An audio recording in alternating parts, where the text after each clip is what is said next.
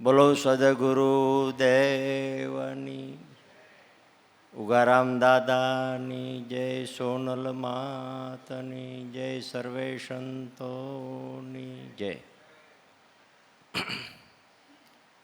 જોકે ચાંચિયા સાહેબ આજે 3-4 વર્ષથી આ પરિવાર બધા ભજન સત્સંગનો કાર્યક્રમ રાખવા માટે ઘણી વાર અવારનવાર પોતે માંગણી કરતા, આજે કાલે, પછી જગ્યા નથી, કાં વરસાદનો સમય હોય, ઉનાળાનો સમય હોય, એમ થતાં કુદરતી બધો યોગ છેલ્લે હમણાં પૂનમના એમના ઘરેથી પરિવાર બધા હતા કે બાપા જયંતિ બાપાને કહ્યો કે ગમે તે સમયે ગમે તે પણ ટૂંકમાં તારીખ આપી દે. જયંતિ બાપાને વાત કરી, એમને રાજીપાથી ખૂબ વ્યક્ત કરીને કે કાંઈ વાંધો નહીં, ભલે કાર્યક્રમ તો ઉપર છે, પણ ચાંચિયા સાહેબનો ભાવ પ્રેમ ભાવના થી કે આપણે કે તારીખ આપી દે, એટલે એમના ભાવ પ્રમાણે ટૂંક સમયની અંદર તારીખ આપી. જૂનાગઢ સત્સંગ મંડળનો બધાનો ખૂબ ભાવ પ્રેમ ભાવના અને ખૂબ ઉત્સાહ પડતા. તદુપરાંત ચાંચિયા સાહેબની પણ તબિયત નબળી, પરિવાર ખૂબ ભાવિક, બધો પરિવાર. અને ચાંચિયા સાહેબનું ભણતર સારું, પ્રોફેસરની ડિગ્રી, બંને દીકરાઓ ડૉક્ટરો, ઘરવાળા એમના ડૉક્ટરો, ખૂબ સારી આનંદની વાત છે. તદુપરાંત એમનું વાંચન પણ ખૂબ સારું, સાધુ સંતોનો પણ મહિમા ખૂબ સારો, અને સાધુ સંતો આગળ દરેક આગળથી પોતે અભ્યાસ કરી અને કાયમિકના માટે ધીમે થતાં સદગુરુ ઉગારામ દાદાનું ચરણ ગ્રહણ કર્યું. એટલે એમને નિચોડ કહેવાય, ભક્તિનો નિચોડ કહેવાય. અને કાયમિકના માટે ફરતા સદગુરુનું ચરણ ગ્રહણ કરી અને ભક્તિપદને પામ્યા કે ભક્તિ કેને કેવી, સ્વસ્વરૂપનું અનુસંધાન, એનું નામ ભક્તિ. અને ભાવ પ્રમાણે, અને એનો ભાવ પ્રમાણે કાયમિકના માટે કે કુદરતી યોગ આવ્યો ને કુદરતી મેળ આવ્યો. અને મેળ તો આવ્યો, પણ મેળ સમાજનો મેળ આવ્યો ને, મેળ સમાજનોય મેળ આવ્યો, એટલે બધા યોગો સારા કહેવાય, એટલે સંતોની દયા કૃપા કહેવાય. તદુપરાંત આજે એવો યોગ છે કે 18/8/26 ને ઉગારામ દાદાની નિર્વાણ તિથિ, પણ 18/8/1968 દાદાએ 11:15 વાગે અભિજીત મુહૂર્તની અંદર દેહ છોડ્યો.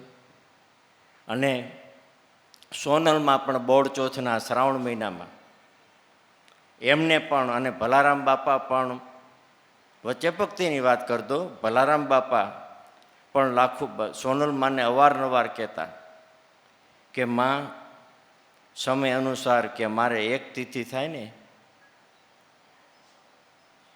તમે શ્રાવણ મહિનો લેજો. માએ 6 મહિના સુધી, સોનલ માએ 6 મહિના સુધી ઉગારામ દાદાને આ તિથિ સુધી દેહ ટકાડ્યો. એ દેહ ટકાડવો, અન્ન પાણી કોઈ વસ્તુ નહીં.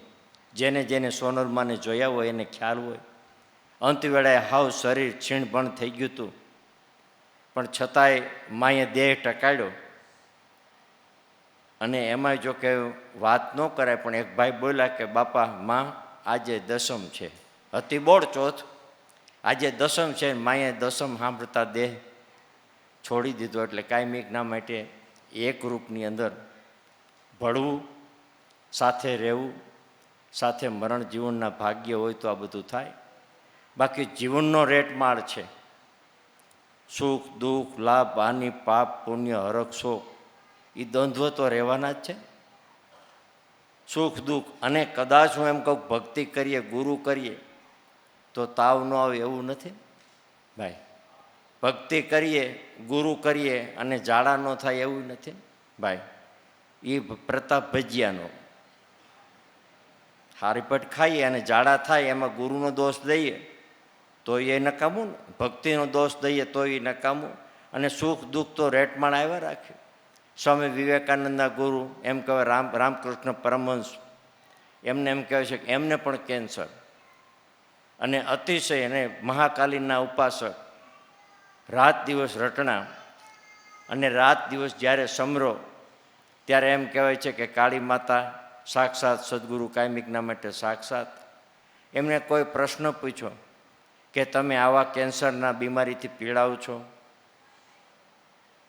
તો સદગુરુને રાત દિવસ તમે સમરો છો, મહાકાળી તમે કયો ત્યારે હાજરા હજુર છે, તો કયોને દુઃખ મટાડી દે. એટલે રામકૃષ્ણ પરમહંસે સારો જવાબ આપ્યો કે હમણાં એક 10 મિનિટમાં દુઃખ તો મટાડી દે. 10 મિનિટમાં એક દુઃખ એનું મારું મટાડી દે. પણ મટાડી તો દે. એક વચ્ચે દાખલો દઉં સમજાવવા પૂરતા. આપણે વ્યાજે પૈસા લીધા હોય ને બેંકમાં, બરાબર, પછી હપ્તો ન ભર્યો અને પછી હપ્તા ખડી ગયા હોય ભરવાક નહીં, આજ નહીં તો કાલ, કાલ નહીં તો પરમ દિવસ, બરાબર, આપણે ગુજરી જાય. છોકરાને માથે કરજ તો રહીએ ને કે ન રહીએ, એ લૌકિક વાત છે. આ તો એક દાખલો આપવા માટે, બરાબર. અને અથવા કદાચ હું એમ કહું કે થોડા ઘણું ઓલું થાય તો એ ભરવા તો પડે અને પડે, બરાબર. એમ રામકૃષ્ણ પરમહંસે કીધું કે થોડા ઘણું કદાચ ક્ષણિક કંઈક બાકી રહેતો હોય આગલા ભરવામાં મારે ભોગવવું, પણ જેટલું નાખવું હોય દુઃખ એટલું દેહે કરીને નાખી દેવાનું. બીજી જન્મમાં તો ભોગવવાનું તો મટી જાય ને. એટલે સુખ દુઃખ લાભ હાનિ બધું પાપ, બધા પ્રારબ્ધને અનુસંધાન છે. અને હરિગુરુ સંત મળે અને રોદડા રોવાય નહીં ભક્તિ માટે. ખ્યાલ આવ્યો? ઉગારામ દાદાનો દેહ છેલ્લે, બાપાનો દેહ તંદુરસ્ત, 92 વર્ષની ઉંમર, અને આજે 58મી તિથિ પૂરી થાય. 92 વર્ષે ઉગારામ દાદાએ દેહ ભોગ્યો. 92 વર્ષ, 92 ને 58 ગણી લેવાના. 150 વર્ષ, આજે 150 વર્ષ જન્મ જયંતિ વર્ષ કહેવાય આપણી માટે. ઉગમ ફોજના બાળકો માટે 150 વર્ષનું જન્મદિવસનું વર્ષ ગણાય. એટલે બાપાએ 92 વર્ષ દેહ અને 92 કિલો વજન, 92 મણ, બાપાનું શરીર તંદુરસ્ત. એ ટાઈમે એમ કહે છે કે પાલખી, અમે તો નાના એવા 6, 8 જણા પાલખી ઉપડે ને ત્યારે જ બાપા ઉપડતા હતા. એમ એટલું બાપાનું શરીર પણ તંદુરસ્ત હતું દેહ છોડવા ટાઈમે. ત્યારે છેલ્લે ભલારામ બાપા લાખુમાં, સોનલમાં બધા ખાટલે બેઠા હતા. લાભુ દાદા, એમાં કોઈ બોલ્યું કે બાપા સદગુરુ ઈર્ષાગર બાપા આપણા સમૃદ્ધ છે, અને એમને પ્રાર્થના કહો તો બાપા તરત જ બોલ્યા ઉગારામ દાદા કે ભાઈ આ જિંદગી છે, 92 વર્ષ દેહ ભોગવો, ખૂબ આનંદ કર્યો રાજા રજવાડાની અંદર, અને એ ટાઈમની છાંટીને પૈસો લેતા, છૂત અછૂતના ભેદભાવ, મારા તારાના ભેદભાવ, ભક્તિના ભેદભાવ, અંધશ્રદ્ધાઓના કુરિવાજોના ભેદભાવ, અને એમાં આ બુઢિયાએ 92 વર્ષ મોજ કરી. અને હવે મારે હું બાકી? અને તદુપરાંત બાપા કહેતા ઈર્ષાગર બાપા કે ધ્વજ ધજા સામે, મંદિર સામે ધ્યાન ધરીને કે ઈર્ષાગર બાપાએ અત્યાર સુધી ખૂબ લજા રાખી, અને હવે મારા ગુરુને મારે દુઃખ દેવું. અને સમરી એટલું તો હાજરો હાજર જ છે મારા સદગુરુ, અને એટલી ફરિયાદ કેટલી કરવી? એટલે કે મારે હવે ફરિયાદ કરવી નથી. અને મારી એક ઇન્દ્રિયોની અંદર મેં આંટા મારી લીધા. મારા બધા બાપની અંદર, બધા દેહ, બધા ઇન્દ્રિયોની અંદર મેં બધા આંટા મારી લીધા, અને એકોય મારી ઇન્દ્રિયો કાબૂમાં નથી. કોણ કે? ઉગારામ દાદા. તો એની ઉપરથી આપણને એવું નક્કી થાય ને. શેનું નક્કી થાય? કે ઇન્દ્રિયોના જ્ઞાનનું.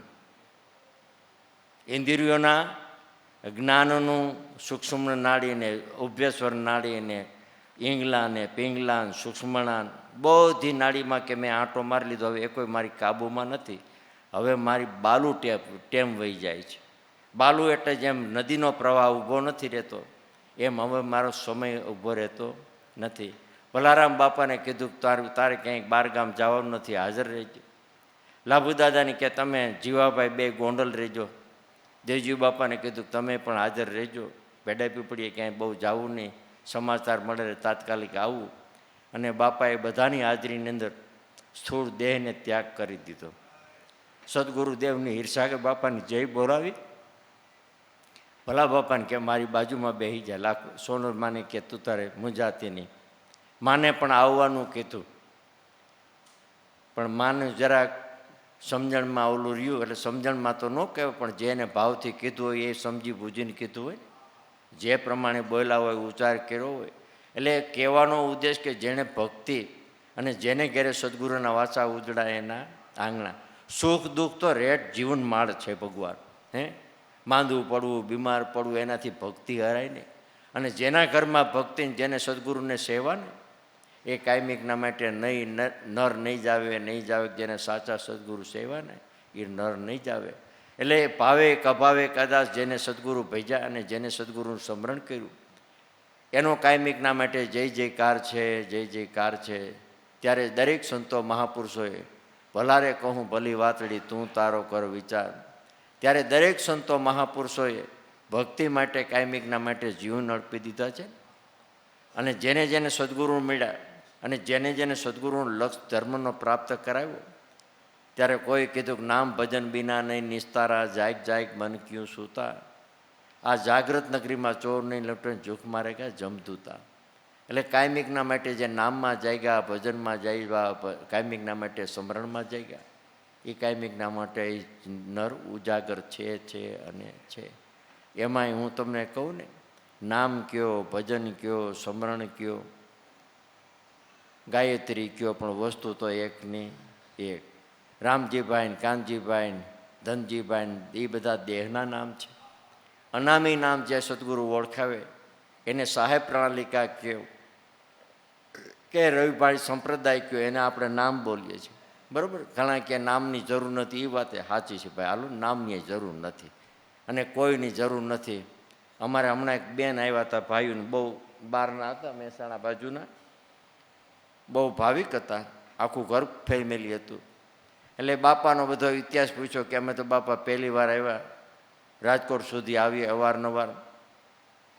એટલે વાતો કરતાં કરતાં કરતાં કરતાં ઘણી વાતો કરી, ઘણી આડાવડી બધી વાતો કરતાં કરતાં મને કે બાપા આ નિરા સંપ્રદાય તમે એક કે જુદા? આ તો એક તમને દાખલો દઉં, બધું એક છે, ખ્યાલ આવ્યો? જુદું નથી.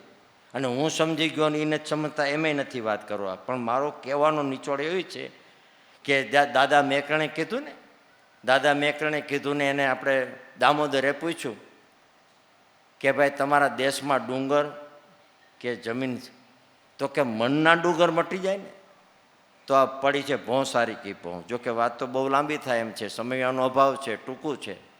ભોંસારી કી એટલે મનના ડુંગર.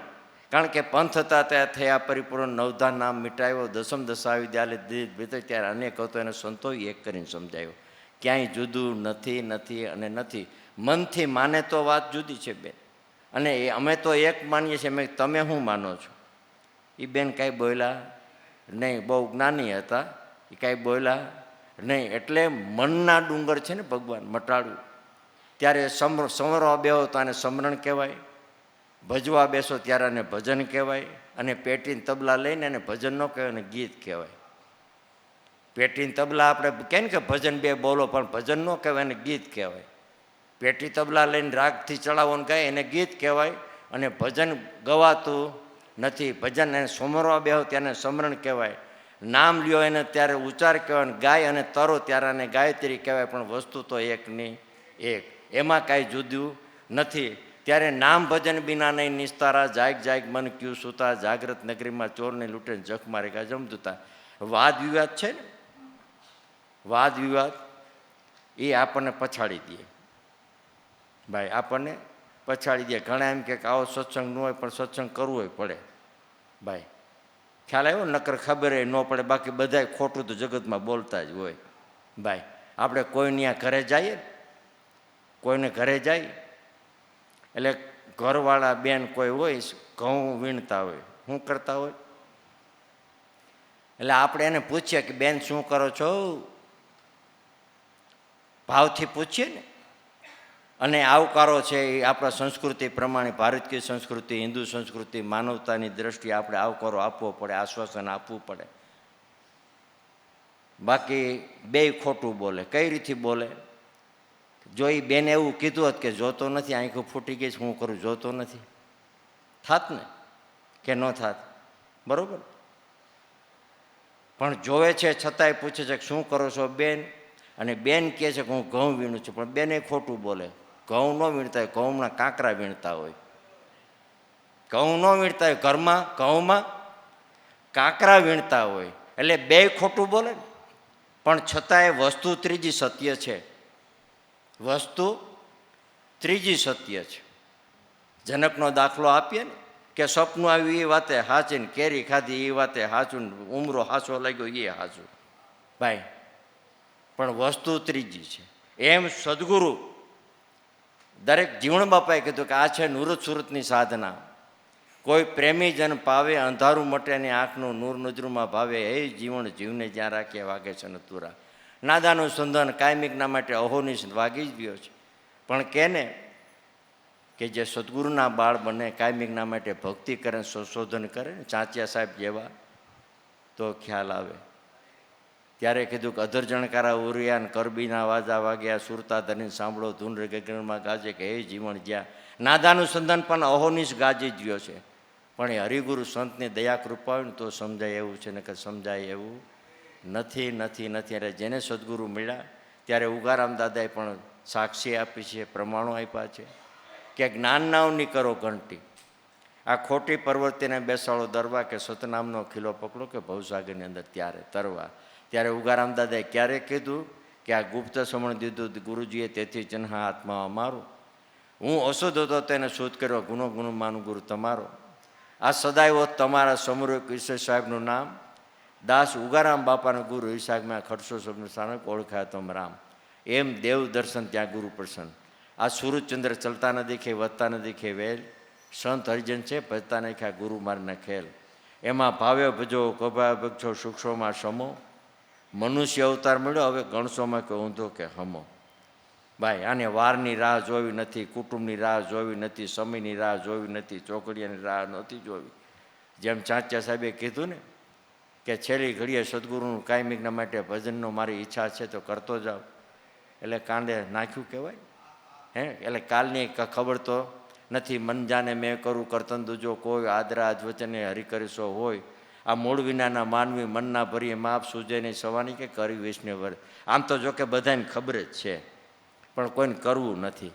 દાદા મેં કણ કીધું કે સારો કરે સારો થાય, ભૂસો કરે ભૂસો, દો બાતા સમજી લ્યો, પછી મને પૂરો પૂછો. પેલા મને જગતને બધાને ખબર તો છે જ, પણ કરવું નથી ને અગ્નિમાં હાથ નહીં નાખે. શું કરવા કે બળ છે, ઊંધી બીડીયાઈને થેરગાવતા. શું કરવા કે શોટ ન લેવાય, બધીએ ખબર છે, પણ કરવી નથી ને કરવું નથી ને. ભક્તિ કરો એટલે તમારે નિંદા ટીકાનો પાર નહીં, સત્સંગ કરો તો એ નિંદા ટીકાનો પાર નથી. એટલે કાયમિકના માટે સંતોએ કાયમિકના માટે આવા ગાંઠા કાઢી, અને એટલા માટે રાત દિવસ રટણા, રાત દિવસ સત્સંગ. બરાબર, પહેલાં સત્સંગની જ્ઞાનની વાતો કરતા, પછી સત્સંગની વાતો કરતા, એમ ન સમજ્યા પછી સાખી શબ્દો કર્યા, એમ ન સમજ્યા પછી ભજન ગાયા, એમ ન સમજ્યા પછી પેટીને તબલા સાથે રાખ્યા. જો કેમે કર્ણ સ્વાદે સાંભળે તો બરાબર ને.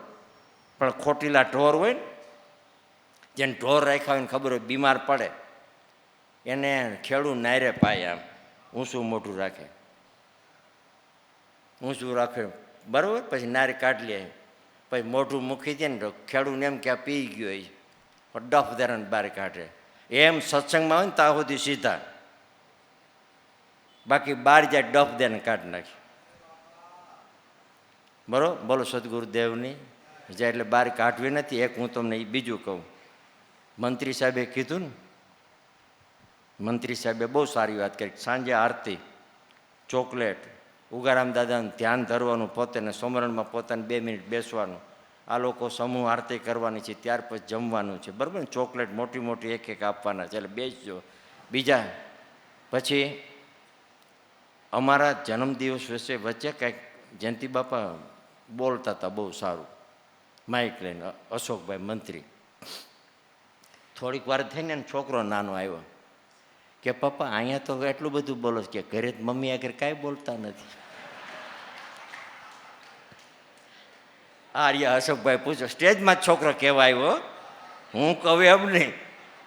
ખ્યાલ આવ્યો? એટલે ઘણી વખત સ્ટેજ માથે બોલે, બાકી ઘરમાં કોઈનું હાલતું હોય નથી. એટલે કાયમિકના માટે નર નારીના એક મતાઈ સ્વર્ગમાં થાય છતાં, એટલે ભાવ પ્રેમ ભાવનાથી આમ જો ઘરવાળી કે ઘરવાળા બેને બને ગમે એને ભક્તિ કરી લેજો ભાઈ, ભક્તિ. ખ્યાલ આવ્યો ને? અને બીજું કાંઈ ભેગું આવવાનું નથી ને ભક્તિ કરવી. અને ભક્તિ કરે ને એ કાયમિકના માટે ઉજાગર છે. સદગુરુદેવની જય, ઉગારામ દાદાની જય. વાહ સાચિયા સાહેબ, ખૂબ દાદાની દયા કૃપાથી આનંદ લેવડાવ્યો. ભાઈ આપો, જયંતિ બાપાને આપો.